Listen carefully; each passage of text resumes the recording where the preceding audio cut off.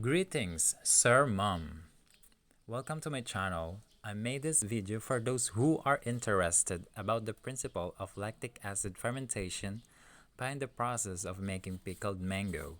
So I used the 3 tablespoons salt, 1 tablespoon brown sugar, and the variety of mango I used was the Philippine Carabao mango variety, which is a 107 days old from the time of flower blooming.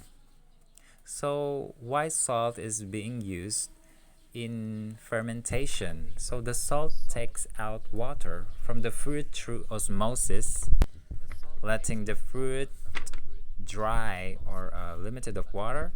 So the non-desirable bacteria do not like dry environment.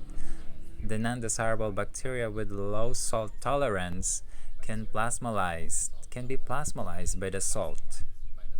So now let's talk about the lactic acid bacteria. So the homolactic acid fermenting bacteria are naturally occurring in many types of food with abundant presence of carbohydrates. They are ubiquitous. They have high tolerance to high pH, and they produce lactic acid, which can inhibit the growth of other non-desirable microorganisms during fermentation. So since the mango fruit is composed of carbohydrate, the lactic acid bacteria can convert the sugar or the glucose into lactic acid through the process of glycolysis.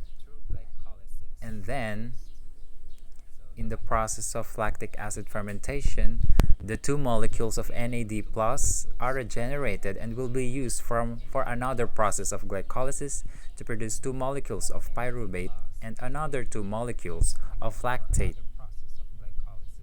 Thank you.